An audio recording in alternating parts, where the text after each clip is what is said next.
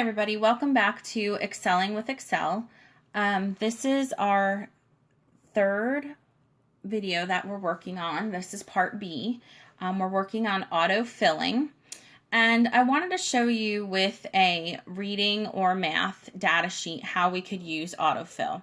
So when I do a data sheet for my students, I prefer to have ones entered for every student when we begin. This way, all I have to do is change those ones to either a 0 or a blank cell instead of doing 1 0 1 0 1 0 the whole time.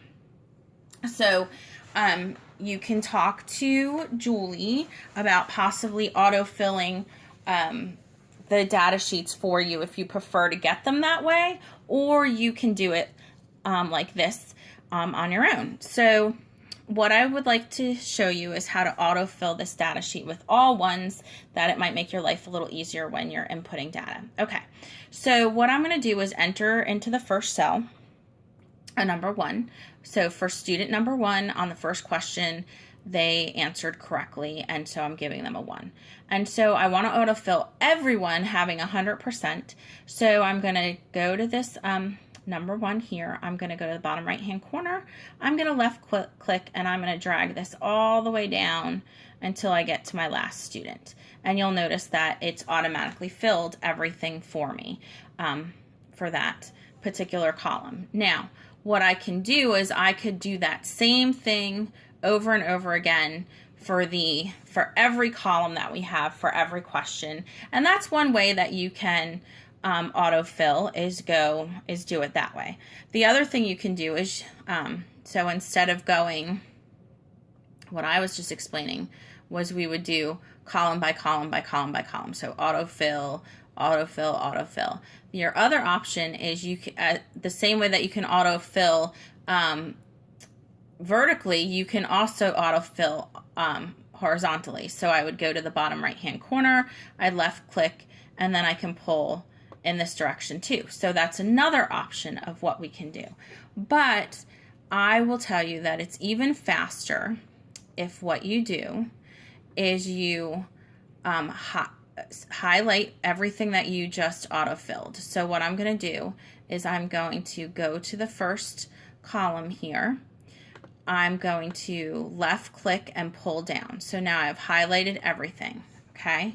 And what I'm going to hit is I'm going to hit Control C, which is, so I have everything highlighted. I'm going to hit Control C, and what that's going to do is it's going to copy everything that I just put here. Okay, so Control C, copy, and you'll notice you'll get this funky like dash looking around whatever it is that you want to dashed moving line around everything that you want to copy. And then what I'm going to do is I'm going to highlight the entire area all the way across that I want to fill in with those ones.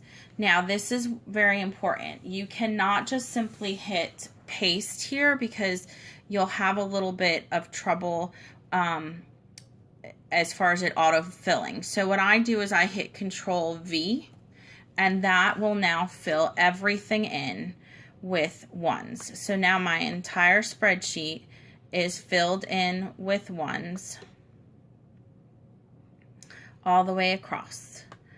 So I should have ones everywhere. Okay. So that is one great way to do an autofill. Now, I'm noticing I'm getting a 93 on this instead of a 100%. So there must be somewhere on this spreadsheet where a question is worth more than 1 point. And that's fine. You know, I could go back and change that if it's a 2-point question. And I could probably look up here. Usually I'm pretty good about, this is a, yeah, okay, so here we go. This is a 5-point question.